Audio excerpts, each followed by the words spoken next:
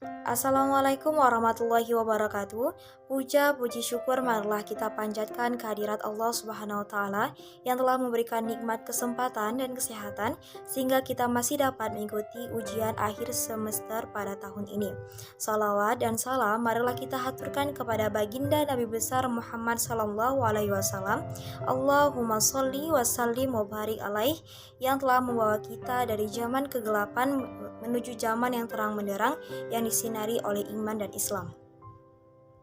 Tak lupa pula saya ucapkan terima kasih kepada Ibu Junaida MPD selaku dosen pengampu mata kuliah Bahasa Indonesia di kelas Muamalah 1D. Perkenalkan, nama saya Suci Ramadhani, NIM 0204212110 dari kelas Muamalah 1D, Fakultas Hukum dan Syariah, Universitas Islam Negeri Sumatera Utara. Di video ini saya akan mempresentasikan makalah saya yang berjudul Peranan Bahasa Indonesia dan Eksistensinya pada Generasi Milenial serta Pembangunan Karakter Bangsa.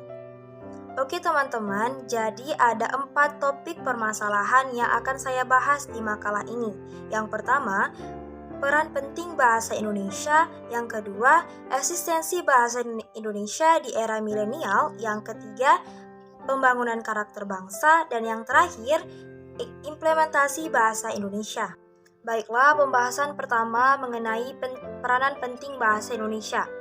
Bahasa memiliki makna, yaitu kemampuan yang dimiliki seseorang untuk berinteraksi atau berkomunikasi dengan orang-orang yang ada di sekitarnya, baik itu dalam bentuk tanda, kode, atau gerakan dan lisan.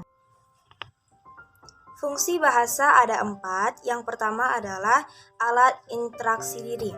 Pada umumnya, ketika kita masih kecil, kita menggunakan bahasa itu untuk mengekspresikan diri kita, seperti menangis, tertawa, merengek, dan lain sebagainya. Ketika bertambahnya umur, kita mulai menggunakan bahasa itu untuk berkomunikasi, karena pada umumnya anak yang telah berusia 2 atau 1,5 tahun sudah mulai bisa berkomunikasi, walaupun komunikasi yang disampaikannya itu belum sempurna. Ketika beranjak dewasa, barulah kita menggunakan bahasa itu untuk berkomunikasi dan mengekspresikan diri kita kepada orang lain. Yang kedua, sebagai alat komunikasi. Ketika kita berkomunikasi menggunakan bahasa, kita bertujuan ingin dipahami oleh orang lain. Kita ingin menyampaikan pesan, perasaan, gagasan, pendapat, harapan yang kita miliki untuk disampaikan kepada orang lain. Bahasa sebagai alat ekspresi diri, alat komunikasi sekaligus alat untuk menunjukkan identitas yang kita miliki. Karena dengan bahasalah kita dapat menunjukkan sudut pandang yang kita miliki, pemahaman kita akan suatu hal, asal-usul bangsa kita, budaya, negara, latar belakang sosial kita, latar belakang pendidikan kita, bahkan sifat dan temperamen dan karakter yang kita miliki. Yang ketiga, alat integrasi dan adaptasi. Bahasa Indonesia mampu menyatukan semua etnis yang ada di Indonesia, di tanah air. Sebagai alat integrasi bangsa, ada beberapa sifat potensial yang dimiliki oleh bahasa Indonesia itu sendiri. Yang pertama, bahasa Indonesia telah terbukti dapat mempersatukan bangsa Indonesia yang multikultural. Yang kedua, bahasa Indonesia bersifat demokratif dan egaliter. Yang ketiga, bahasa Indonesia terbuka dan transparan.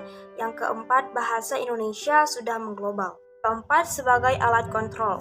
Berbagai penerangan atau informasi pendidikan yang disampaikan melalui bahasa, buku-buku pelajaran di sekolah sampai universitas, buku-buku instruksi, perundang-undangan, serta peraturan pemerintah lainnya adalah salah satu contoh penggunaan bahasa Indonesia sebagai alat kontrol sosial. Ceramah, agama, dakwah, dan wujud pembinaan rohani sebagai peredam rasa emosi dan marah adalah contoh bahasa Indonesia berfungsi sebagai alat kontrol sosial.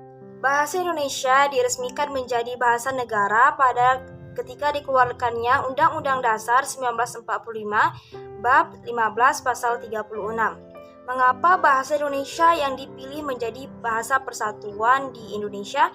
Karena bahasa Indonesia mencapai puncak kejayaan politik sejalan dengan perjuangan politik bangsa dalam mencapai kemerdekaan pada tanggal 17 Agustus 1945. Peranan bahasa Indonesia dalam pendidikan. Bahasa Indonesia dijadikan sebagai bahasa pengantar dalam lembaga-lembaga pendidikan. Berdasarkan kurikulum 2013, pembelajaran bahasa Indonesia menjadi moral dasar dan perkembangan peserta didik. Peran bahasa dalam ilmu terungkap jelas dari fungsi bahasa sebagai media berpikir. Melalui kegiatan berpikir, manusia memperoleh dan mengembangkan ilmu pengetahuan dengan cara menghimpun, memanipulasi ilmu, dan pengetahuan melalui aktivitas mengingat, menganalisis, memahami, menilai, menalar, dan membayangkan. Mata kuliah Bahasa Indonesia juga berperan penting dalam perkuliahan. Mengapa? Karena dari media ini mahasiswa dapat menulis artikel, skripsi, tesis, makalah, dan lain-lain dengan baik dan memenuhi semua persyaratannya. Bahasa Indonesia juga berperan untuk pembentukan kepribadian dan karakter. Pada awal pertumbuhan bahasa Indonesia, setiap warga pengguna bahasa Indonesia sangat berhati-hati dalam berbicara, karena bahasa yang kita gunakan itu merupakan kejadian spontan dari tubuh kita yang mencerminkan diri kita dan kepribadian yang kita miliki. Peranan bahasa Indonesia yang sudah tidak diragukan lagi, karena eksistensinya hingga kini mencapai 93 tahun, waktu yang tak singkat. Adanya bahasa Indonesia ini mampu mengglobalisasikan perbedaan yang ada di Indonesia. Jika rakyat Indonesia tidak suka dengan bahasa Indonesia, tentu eksistensinya tidak mencapai 93 tahun. Pembahasan yang kedua mengenai eksistensi bahasa Indonesia di era milenial. Istilah generasi milenial memang sedang akrab terdengar. Istilah tersebut berasal dari milenial yang diciptakan oleh dua pakar sejarah dan penulis Amerika, William Charles dan Neil Howe, dalam beberapa bukunya. Para pakar menggolongkannya berdasarkan tahun awal dan akhir. Pergolongan terbentuk bagi mereka yang lahir pada awal 2000 dan seterusnya. Faktor menurunnya eksistensi bahasa Indonesia ada 3. Yang pertama adalah masuknya budaya dan bahasa asing. Generasi milenial yang aktif pada media sosial lebih mengenal istilah-istilah asing seperti download yang berpadanan unduh, upload yang berpadanan mengunggah, dan lain sebagainya. Sehingga banyak generasi milenial saat ini yang terpengaruh dengan bahasa asing, terutama yang aktif pada media sosial. Fenomena ini terjadi hanya di kota-kota besar saja. Ini berbanding terbalik dengan mereka yang tinggal di daerah. Justru mereka lebih suka menggunakan bahasa Indonesia dalam pergaulan sehari-harinya. Meskipun ada di daerah-daerah tertentu di perbatasan atau di pesisir menggunakan bahasa asing yang mengharuskan mereka karena mereka untuk berinteraksi dengan orang-orang asing yang ada di sekitar mereka, seperti Batam, Riau, Kalimantan Tengah, Kalimantan Barat, dan lain-lain. Faktor yang kedua adalah penggunaan bahasa gaul. Wijaya 2010 mengatakan bahwa bahasa gaul adalah proses bahasa dalam. Berbeda dengan Maisaro 2017 yang mengatakan bahwa bahasa gaul adalah suatu bahasa yang cukup perlu dipertimbangkan kesadaran ruang dan pemakaiannya. Keberadaan bahasa gaul cukup menyita perhatian banyak orang. Mereka sering menggunakan bahasa gaul pada komunikasi lisan dan tulisan serta menganggap bahasa ini sebagai bahasa dalam pergaulan. Namun tanpa disadari, lama-kelamaan bahasa gaul ini mengurangi penggunaan bahasa Indonesia yang baku karena remaja yang sudah menggunakan bahasa ini sebagai bahasa keseharian mereka. Bahasa gaul adalah bahasa khas remaja, kata-katanya diubah sedemikian rupa sehingga hanya bisa dimengerti di antara mereka, bisa dipahami oleh hampir seluruh remaja di tanah air yang terjangkau oleh media sosial. Padahal istilah-istilah itu berkembang, berubah, dan bertambah hampir setiap harinya. Faktor lahirnya bahasa gaul adalah munculnya pemikiran para pemuda bahwa menggunakan bahasa Indonesia itu sangat formal, sehingga mereka menggunakan istilah-istilah baru dalam berkomunikasi. Faktor yang ketiga adalah penggunaan bahasa daerah. Namun, ini terjadi hanya di daerah-daerah saja. Mereka menggunakan bahasa daerah hanya di daerah tempat mereka tinggal. Apabila mereka keluar dari daerah, mereka menggunakan bahasa Indonesia. Penggunaan bahasa daerah juga harus dilestarikan. Dendi, mantan Kepala Pusat Bahasa di Departemen Pendidikan, mengatakan, ketika berbicara dengan orang sedaerah atau di rumah, boleh menggunakan bahasa daerah agar budaya daerah tersebut tidak tercabut dari akarnya. Bahasa Indonesia yang mulai terpinggirkan di negara sendiri ternyata justru mendapatkan apresiasi di lebih dari 45 negara. Hal tersebut dianggap sebagai apresiasi karena negara mereka mengadakan pembelajaran bahasa Indonesia pada kurikulum pembelajarannya. Seharusnya kita bangga menjadi generasi Indonesia, bukan malah menjauhkan bahasa Indonesia dari diri kita. Ia merupakan identitas atau karakter yang harus kita miliki sebagai rakyat Indonesia. Pembahasan yang ketiga mengenai pembangunan karakter bangsa. Karakter suatu bangsa bukan hanya dilihat dari kulturnya saja, namun bahasa juga mendominasi karakter suatu bangsa. Integrasi nilai karakter bangsa ke dalam kegiatan pembelajaran sangat dibutuhkan, sebab salah satu masalah krusial atau masalah yang penting ada dalam sistem pendidikan nasional, yaitu menurunnya nilai moral. Salah pergaulan menjadikan generasi muda tidak terarah sehingga sangat dibutuhkan nilai-nilai karakter bangsa perlu diintegrasikan dalam implementasi kurikulum formal. Dengan demikian, guru dapat membantu siswa untuk mengaktualisasikan setiap domain pembelajaran melalui perumusan kompetensi, dan siswa dapat secara bersamaan melakukan tindakan moral yang relevan. Langkah-langkah yang perlu dilakukan untuk pembangunan membangun karakter bangsa ada 3. Yang pertama adalah menggali potensi pada diri, yaitu dengan melakukan evaluasi dan juga seleksi dari nilai dan macam-macam norma yang terunggul untuk dikembangkan, mendorong, dan meningkatkan karakteristik suatu bangsa. 3 nilai atau karakteristik strategis yang mungkin perlu dikembangkan, yakni adil, tanggung jawab, dan sifat jujur. Bila Indonesia berhasil mengembangkan ketiga karakter ini, akan tumbuh masyarakat saling percaya, high trust society, dan kredibilitas Indonesia akan meningkat di mata internasional.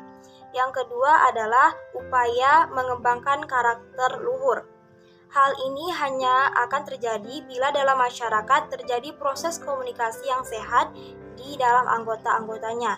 Interaksi sehat terlaksana jika tiap pihak menjalankan prinsip persamaan derajat, kesamaan atas keterlibatan dan keterbukaan. Langkah membangun interaksi sehat ini memerlukan pemahaman dan latihan yang terus-menerus. Bila hal ini berhasil dilakukan, akan terbangun komunitas yang anggota-anggotanya memiliki jalinan hubungan erat. Sikap luhur seperti kejujuran, keadilan, tanggung jawab, dan toleran sebagaimana disebutkan sebelumnya akan tumbuh subur dalam lingkungan masyarakat yang memiliki interaksi sehat. Yang ketiga adalah jalur interaksi sehat. Jalur integrasi sehat merupakan benih tumbuhnya karakter komunitas yang responsif. Apa itu komunitas responsif? Yaitu menandai para komunitas yang tidak represif bagi warganya, seperti halnya memaksakan aturan, nilai, dan macam-macam norma yang dianut dalam lingkungan komunitas itu, sehingga hal-hal individu dan hak kewajiban warga negara dalam Undang-Undang 1945. Bentuk komunitas responsif mengacu pada prinsip keseimbangan antara kedua kecenderungan itu, dengan menghindari terbentuknya lingkungan yang bersifat represif terhadap warga, dan pada saat yang sama juga menolak individualisme yang cenderung menghancurkan kebersamaan, sehingga hal tersebut bisa menjadi penyebab lunturnya Bhinneka Tunggal Ika. Pembahasan yang keempat adalah implementasi bahasa Indonesia. Pendidikan bahasa Indonesia bisa kita dapat di sekolahan dan lingkungan di sekitar kita. Apabila lingkungan kita di sekitar kita baik, maka tutur bahasa kita juga akan baik. Begitu juga, namun sebaliknya, apabila kita tinggal di lingkungan yang kurang baik, maka tutur kata kita tidak terkesan tidak sopan dan tidak tertata. Oleh sebab itu, peranan lingkungan juga sangat mempengaruhi cara berbahasa kita. Namun, apabila kita hidup di lingkungan yang kurang baik, bukan berarti kita tidak bisa berbahasa yang baik dan benar. Justru, itu menjadi tantangan bagi kita dan kebanggaan, karena kita dapat mengambil peran untuk mewarnai lingkungan kita dengan memberikan contoh berbahasa yang baik dan benar. Tumbuh kembangnya bahasa Indonesia sangat dipengaruhi oleh nilai-nilai pendidikan. Jika kondisi pendidikannya baik, maka akan baik pula implementasinya. Sifat individual untuk memahiri bahasa Indonesia belum tumbuh, sehingga kepercayaan diri dengan bahasa Indonesia berkurang dan sikap merasa tidak perlu mempelajari bahasa Indonesia. Pembelajaran bahasa Indonesia bukanlah pembelajaran yang monoton, karena bahasa itu adalah seni dan sastra. Kita bisa tahu penulisan puisi, pantun, cerpen dari adanya kurikulum bahasa Indonesia. Mengapa para generasi milenial memandangnya sebelah mata? Ini dikarenakan minimnya minat baca di negara kita, sehingga para generasinya kurang dengan pengetahuan sejarah, salah satunya sejarah bahasa Indonesia. Jadi, dalam mengimplementasikan bahasa Indonesia sangat diperlukan peranan sekolah, guru, orang tua, dan juga diri sendiri. Bahasa Indonesia perlu diletakkan dalam bingkai perencanaan bahasa untuk lebih matang lagi dan terencana. Bahasa Indonesia diletakkan menjadi penarik atau penghela ilmu pengetahuan. Salah satu hal yang dapat diwujudkan adalah perencanaan bahasa Indonesia pada bidang pengistilahan, pembentukan istilah. Penghela menurut Kamus Besar Bahasa Indonesia diartikan sebagai penarik. Oleh karena itu, untuk menjadikan bahasa Indonesia menjadi penghela ilmu pengetahuan, perlu memiliki kekuatan atau kemantapan. Peran tersebut berimplikasi pada ranah pendidikan, yang tidak hanya mewajibkan bahasa Indonesia sebagai bahasa pengantar, tetapi juga sebagai mata pelajaran dan pengikat mata pelajaran yang lain. Oke teman-teman, slide yang di atas merupakan kesimpulan dari makalah saya. Teman-teman bisa membacanya dan memahaminya serta menganalisisnya. Oke, saran saya selaku pemakalah, hadirnya tulisan ini untuk menumbuhkan kembali rasa empati terhadap negara dan apa yang berhubungan dengannya. Sebagai anak bangsa, kita harus tetap menjaga warisan yang telah diberikan oleh leluhur kita. Walaupun kita tidak bersama-sama dengan mereka memperjuangkannya, tetapi kita harus mengambil peran untuk mempertahankannya. Sekian, semoga bermanfaat. Wassalamualaikum warahmatullahi wabarakatuh.